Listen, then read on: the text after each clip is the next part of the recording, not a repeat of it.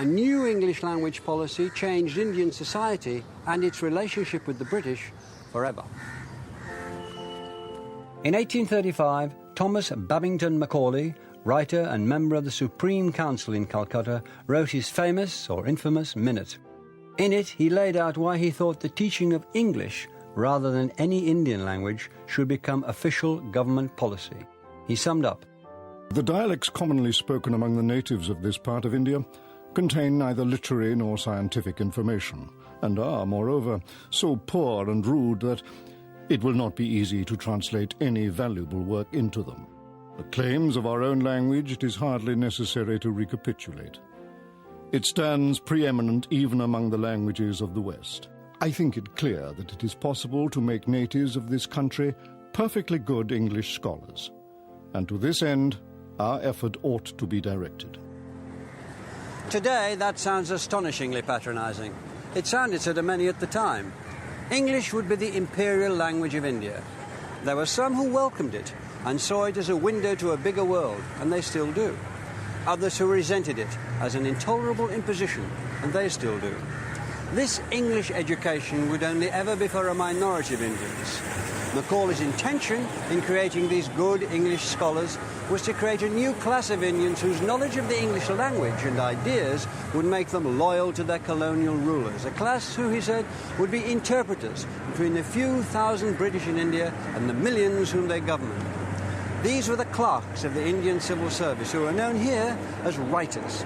This huge building behind me, the Writers' Building, was constructed to house them. From here, hundreds of thousands of instructions dealing with law, finance, health, commerce, and the nuts and bolts of government were issued in English. From here, the British, through English, ran India. As the 19th century progressed, the vast continent was opened up. British colonizers, engineers, surveyors, doctors, planters invested their lives in the adventure. British civil servants, working with their English-speaking Indian writers, administered it.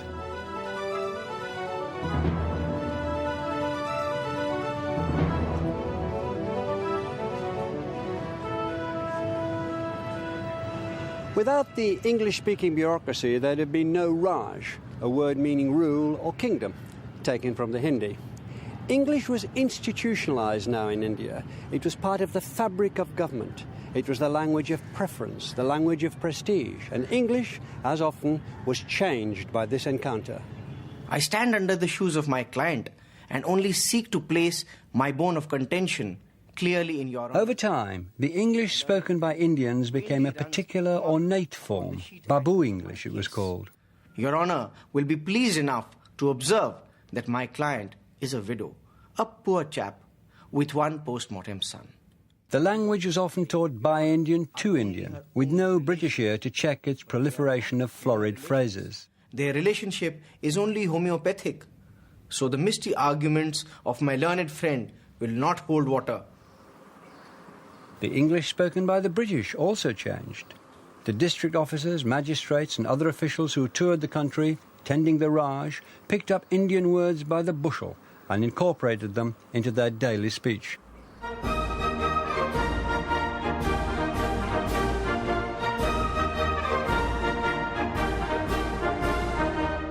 The British Army particularly relished picking up Indian words. They prided themselves on being able to bolo the Batatora, meaning to speak the lingo a little. Or perhaps they were banged up to the eyeballs, stoned on bang, in which case they might need a word with the Amen Wallah, the chaplain, and find themselves facing Tori Pichi, which meant delayed repatriation, and was taken from the Hindi words for a little later.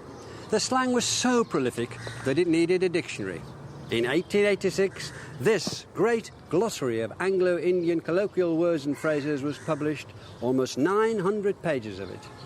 Here's khaki, taken from the Hindi for dust-coloured, meaning a light drab cloth. The dictionary notes that it is said that it is about to be introduced into the army generally. The dictionary has the curious title Hobson-Jobson. As the book explains, this is another army term, a corruption of a phrase shouted by Muslims in a procession. There are plenty more examples of the way that the British adopted and altered Indian words. Chapati entered the English language as chow patty, perhaps with an echo of patty or even a cowpat pushing it that way. The Indian plant cowanch, which has irritating hairs, became cowage, and the fish kakap became cock-up. Allahabad became known as Isle of Bats. Bazikana, stale food, or yesterday's dinner warmed up, became brass knocker. Brinjal, aubergine, became brown jolly. And the great killer, cholera morbus in Latin, became the very English Corporal Forbes.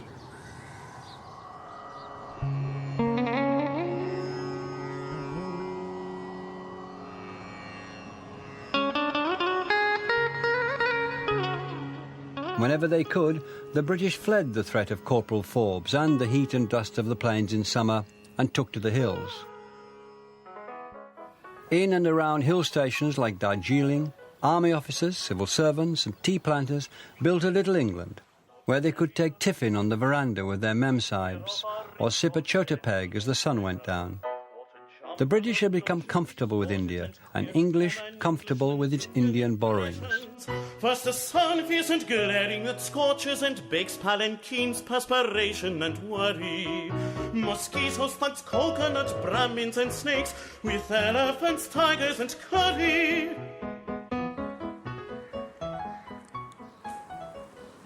But while the English enjoyed their dominion, the seeds of Indian nationalism were being sown in meetings in this room and rooms like it, where the pioneers of Indian independence used to gather. Nehru himself, the young Nehru, used to come to this room. This was the unlooked-for fruit of Macaulay's Minute and the education policy that had brought the English language to the Indian people. As well as words, they'd taken on ideas, Western ideas of democracy, self-government and freedom. And English had not only given them the theory, it had given them the language to communicate it to the world. Rudyard Kipling noted that many Indians claimed that they could run their own country, and that some Englishmen believed them, but only because the Indians put their case in what he called beautiful English, which made it sound credible. Kipling dismissed Indian independence as no more than a pretty idea, but it was more. It was persistent. The English language had inadvertently sowed the seeds of the destruction of the Raj. The British didn't see it coming. When the Viceroy, Lord Curzon, choreographed a spectacular Durbar to celebrate the accession of Edward VII in 1903, India was still the jewel in the crown of the British Empire, and what or who could possibly dislodge it? 5 years later, one of the leaders of the independence movement, a lawyer called Mohandas K. Gandhi, wrote a pamphlet in which he complained about the imperial status of the English language in India. To give millions a knowledge of English is to enslave them. The foundation that Macaulay laid of education has enslaved us. I do not suggest that he had any such intention, but that has been the result. Is it not a sad commentary that we should have to speak of home rule in a foreign tongue?